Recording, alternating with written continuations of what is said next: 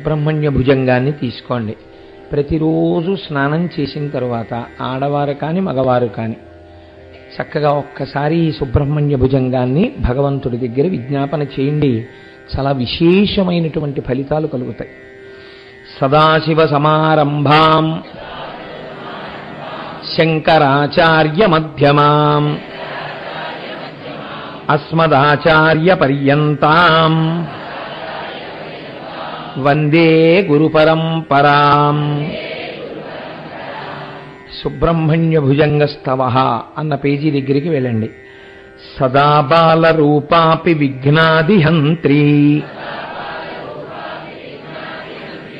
మహాదంతి వక్త్రాపి పంచాస్యమాన్యా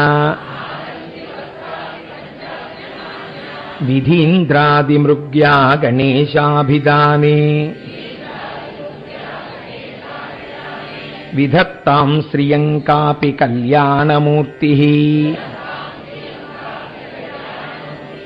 న జానామి శబ్దం న జానామి చార్థం న జానామి పద్యం న జానామి గద్యం చిదేకాషడాస్యా హృది ద్యోతతే మే ముఖాన్నిస్సరంతే గిరిశ్చాపి చిత్రం మయూరాదిరూఢం మహావాక్యగూఢం మనోహారిదేహం మహాచిత్తగేహం మహీదేవదేవం మహావేదభావం మహాదేవబాలం భజే లోకపాలం యదా సన్నిధానం గతా మానవామే భవాంబోధిపారం గతాస్తే తదైవ ఇతి వ్యంజయన్ సింధుతీరేయ ఆస్తే తమీడే పవిత్రం పురారాతిపుత్రం యథాబ్దేస్తరంగాలయం యాంతి తుంగా తథైవాపదః సన్నిధౌ సేవతాం మే ఇతి వోర్మి పంక్తిర్నృణాం దర్శయంతం సదా భావయే హృత్సరోజే గుహంతం గిరౌ మన్నివాసే నరాయేధిరూఢా తదా పర్వతే రాజతేధిరూఢాః ఇతీవ బ్రువన్ గంధశైలాధిరూఢా సదేవో ముదే మే సదా షణ్ముఖోస్తు మహాంబోధితీరే మహాపాపచోరే మునీంద్రానుకూలే సుగంధఖ్యశైలే గుహాయాం వసంతం స్వభాసాలత్సంతం జనార్తిం హరంతం శ్రయామో గుహంతం లసత్స్వర్ణగేహే నృణాం కామదోహే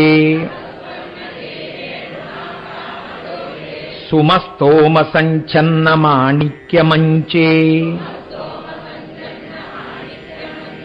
సముద్యత్సహస్రార్కతుల్య ప్రకాశం సదా భావయే కార్తికేయం సురేశం రణధ్వంసకే మంజులేత్యంతశోణే మనోహారిలావణ్య పీయూషపూర్ణే మనఃషట్పదో మే భవక్లేశతప్త సదా మోదతాం స్కందతే పాదపద్మే సువర్ణాభ దివ్యాంబరైర్భాసమానాం వణత్కింకిణీ మేఖలా శోభమానాం లసద్దేమ పట్టేన విద్యోతమానాం కటిం భావయే స్కంద తే దీప్యమానాం పులిందేశ కన్యా ఘనా భోగతుంగ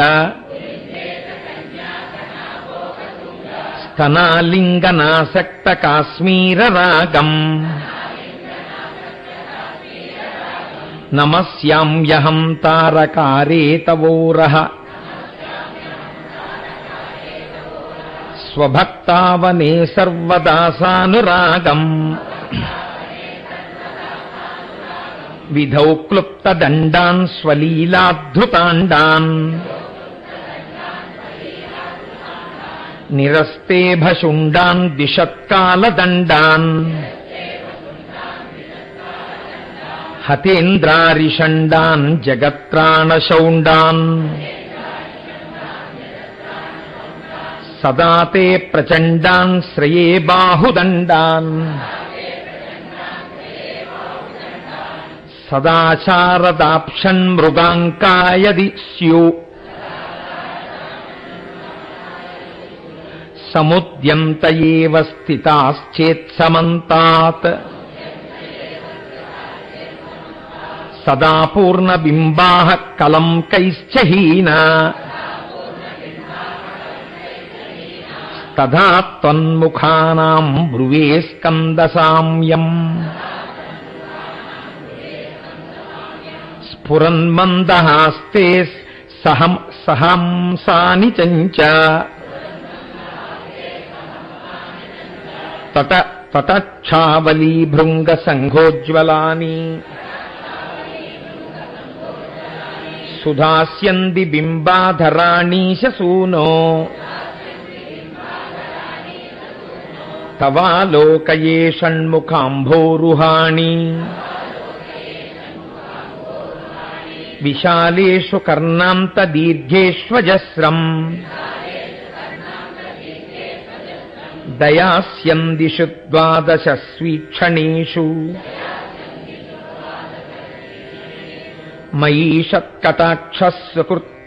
మయీషత్కటాక్షస్సుకృత్వాతిశ్చేతశ్చే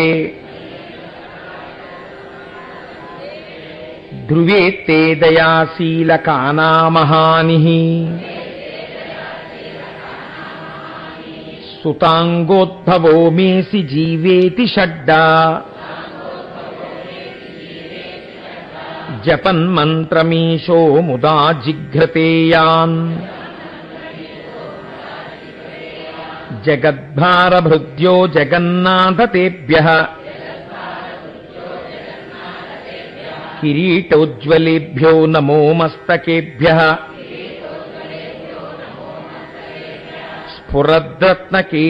స్ఫురద్రత్నకేయూరహారాభిరామ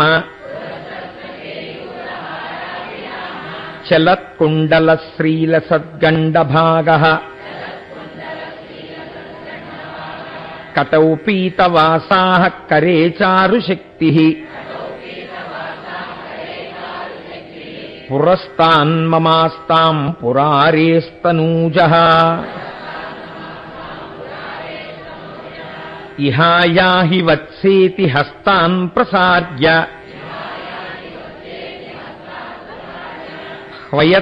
హ్వయత్యాదరాచ్చంకరే మాతురంకాత్ సముత్పత్యతాతం శ్రియంతం కుమారం హరాశ్లిష్టగాత్రం భజే బాలమూర్తిం కుమారేశ సూనో గుహస్కందసేన పతే శక్తిపాణే మయూరాధిరూఢ పులిందాత్మజాకాంత భక్తార్తిహారిన్ ప్రభోతారకారే సదా రక్షమాం త్వం ప్రశాంతేంద్రియే నష్ట సంజ్ఞే విచేష్టే కఫోద్గారివక్త్రే భయోత్కంపిగాత్రే ప్రయాణోన్ముఖే మయ్యనాథేతదీనాం ద్రుతం మే దయాళో భవాగ్రే గుహత్వం కృతాంతస్య దూతేషు చండేషు కోపా దహచ్చింది బిందీతి మాం తర్జయత్సు మయూరం సమారుహ్య మాభైరితి త్వం పురశక్తిర్మమాయాహి శీఘ్రం ప్రణామ్యాసకృత్పాదయోస్తే పతిత్వా ప్రసాద్య ప్రభో ప్రార్థయేనేకవారం న వక్తుం క్షమోహం తదానీం దయాలో న కర్యాంతకాలే మనాగప్యుపేక్షా. రేపు కూడా ఈ పుస్తకాలు తీసుకురండి. ఎక్కడైనా శ్లోకాల్లో చిన్న చిన్న దిద్దుబాట్లుంటే చెప్తానమ్మా. సహస్రాండ భోక్తా త్వయా శూరనామా హతస్తారక సింహవక్త్రశ్చ దైత్యః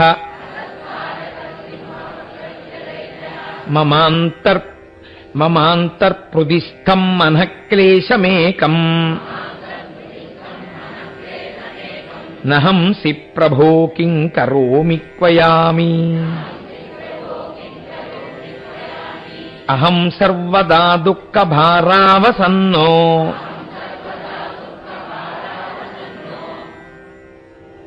ఆ తర్వాత పాదంలో అమ్మా భవాన్ దీన బంధుస్త్వదన్యం నయాచే.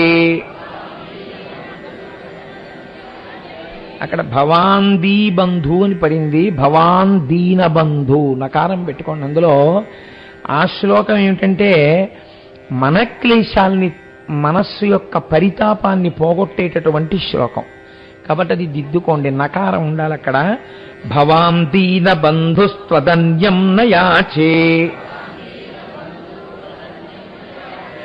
భవద్భక్తిరోధం సదా క్లుప్తబాధం. ధం ఒకటి పడాలి అక్కడ, అది కూడా రాసుకోండి. మమాధిం ధృతం నాశయో మాసు తత్వం అపస్మారకుష్టక్షయార్హ ప్రమేహ జ్వరోన్మాదగుల్మాది రోగామహాంతః పిశాచాశ్చ సర్వే భవత్పాత్రభూతిం విలోక్య క్షణాత్తారకారే ద్రవంతే దృశి స్కందమూర్తి శ్రుతౌ స్కందకీర్తి ముఖే మే పవిత్రం సదా తచ్చరిత్రం కరే తస్య కృత్యం వపుస్తస్య భృత్యం గుహే సంతు లీనా మమాశేష భావాః మునీనాముతాహో నృణాం భక్తిభాజాం మనోభీష్ట ప్రదాస్సంతి సర్వత్ర దేవాః నృణామంత్యజానామపి స్వార్థదాని గుహాద్దేవ మన్యం న జానే న జానే కలత్రం సుతా బంధువర్గ పశుర్వా నరో వాధ నారీ గృహే యే మదీయాః యజంతో నమంతస్తువంతో భవంతం స్మరంతశ్చ తే సంతు సర్వే కుమారా మృగా పక్షిణోదం శకాయే చ దుష్టా తథా వ్యాధయో బాధకాయే మదంగే భవచ్చక్తి తీక్ష్ణాగ్రభిన్నాః సుదూరే వినశ్యంతు తే చూర్ణితి క్రౌంచ శైలా జనిత్రీ పితా చ స్వపుత్రాపరాధం సహేతే న కిం దేవసేనాధినాథః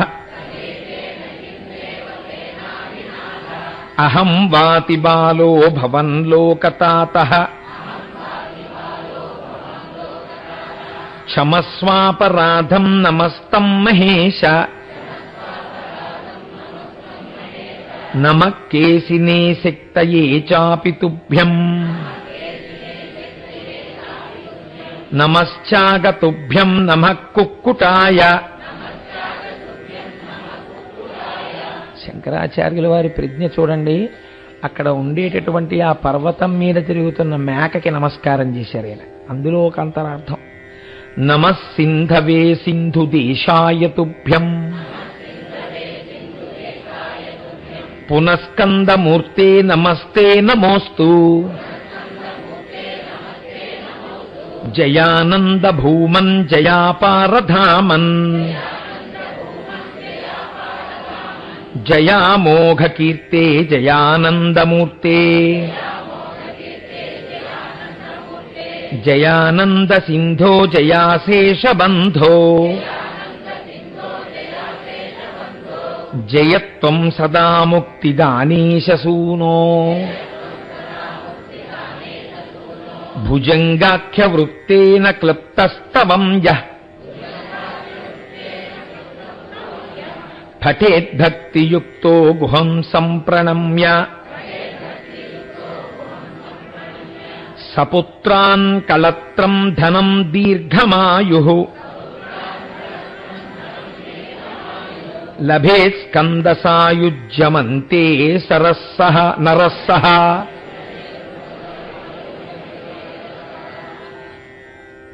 చాలా మటుకు దోషరహితంగానే ఉంది.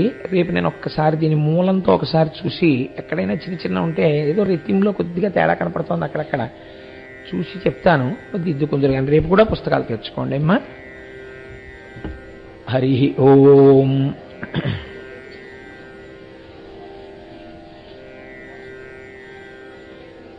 నిన్నటి రోజు ఉపన్యాసాన్ని పూర్తి చేసేసరికి పార్వతీదేవి శంకరుడు ప్రత్యక్షమైన తరువాత, పార్వతి, ఇది ఈనాడు కొత్తగా కలుగుతున్న సంబంధము కాదు కనుక, మనము ఆది దంపతులము కనుక, ప్రకృతి పురుషులము కనుక, శక్తి శివులము కనుక, నువ్వు నా నందివాహనాన్ని అధిరోహించు, మనం కైలాసానికి బయలుదేరుదాం అన్నాడు.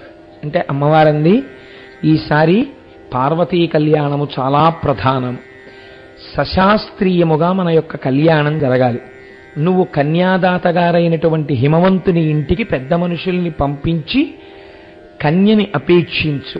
తదనంతరము మా తండ్రి గారు తల్లిగారు పీటల మీద కూర్చుని కన్యాదానం చేస్తే మనం సశాస్త్రీయమైనటువంటి వివాహాన్ని చేసుకుందాం అని అమ్మ ప్రార్థన చేస్తే శంకరుడు అంగీకరించి కైలాస పర్వతానికి వెళ్ళిపోయినటువంటి సందర్భం దగ్గర మీకు నేను ఉపన్యాసాన్ని ఆపు చేసి ఉన్నాను. తదనంతరము పార్వతీదేవి తన యొక్క తపస్సుని విరమించినదై తల్లి కూడా హిమవత్ పర్వతానికి చేరుకుంది. తండ్రి హిమవంతుడు కూతురి ముఖాన్ని చూశాడు. గతసారి తిరిగి వచ్చినప్పుడు ముఖం, ఇప్పుడు వచ్చిన ముఖం చాలా తేడాగా ఉన్నాయి. చాలా ఆనందం కనపడుతోంది ఆ ముఖంలో. తండ్రి కదండి, తన కళ్ళ ముందు పుట్టి పెరిగిన పిల్ల ముఖం చూడగానే తెలిసిపోదు ఎందుకు అలా ఉందో. ఆ ఆనందం చూసి ఆయన అన్నారు, లలనా నీ ముఖ పద్మమెంతయు మహాలంకారమై కాంతి నిశ్చలమయ్యున్నది నేడు నీ నయనముల్ సంపుల్ల నీలోత్పలంబుల సత్కాంతికి నీడుతోచినవి నీ బోంట్లందరున్ సొంపుమై కలుగంబొంగిన వారలేమి చెప్పుమా కాంతామణి ధీమణి అన్నాడు. ఏమిటమ్మా ఇవాళ నీ కళ్ళు అరవిరిసిన తామర పూలల్లో ఉన్నాయి, చాలా కాంతివంతంగా ఉంది నీ ముఖం, చాలా సంతోషంగా ఉన్నావు, నీ చిలికెత్తెలందరూ కూడా చాలా ఆనందంగా ఉన్నారు, ఏమిటమ్మా విశేషం నాకు చెప్పవలసింది అంటే ఆయన గ్రహించాడు. ఓహో బహుశः పరమశివ దర్శనము పరమశివుని యొక్క అనుగ్రహము నా కుమార్తె అయినటువంటి పార్వతీదేవి పొందినది అని. అప్పుడు అక్కడ ఉండేటటువంటి చెలికత్తెలందరూ కూడా ఆ హిమవంతుడితోటి చెప్పారు పార్వతీదేవి వెళ్ళి తపస్సు చేసినటువంటి విధానము. శంకరుడు పరవశించి ప్రత్యక్షం కావడానికి ముందు బ్రహ్మచారిగా వచ్చి శివనింద చేసి పార్వతీదేవి యొక్క మనస్సు స్థితిని ఆవిష్కరించినటువంటి విధానము, అమ్మవారి శివభక్తి లోకమునకు ఆవిష్కరింపబడిన విధానము.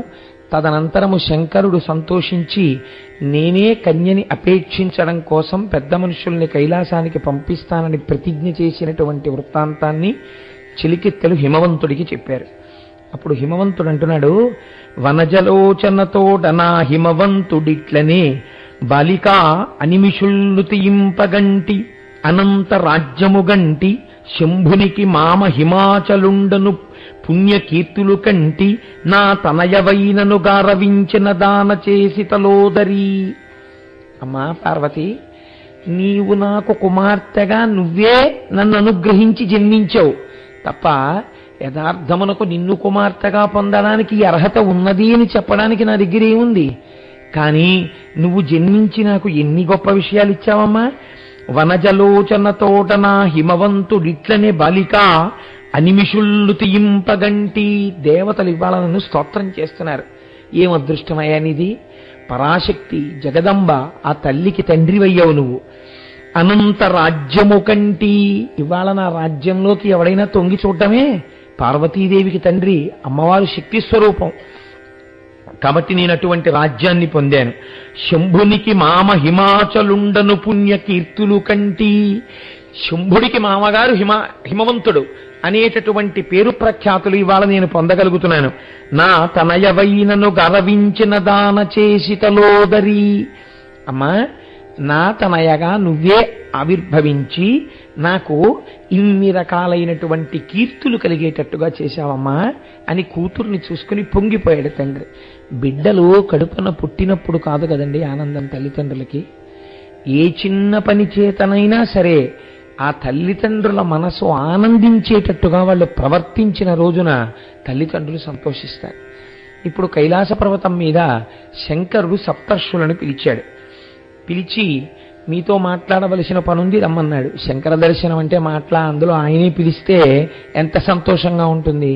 కాబట్టి సప్తర్షులు గబగబా కైలాసానికి వెళ్ళారు.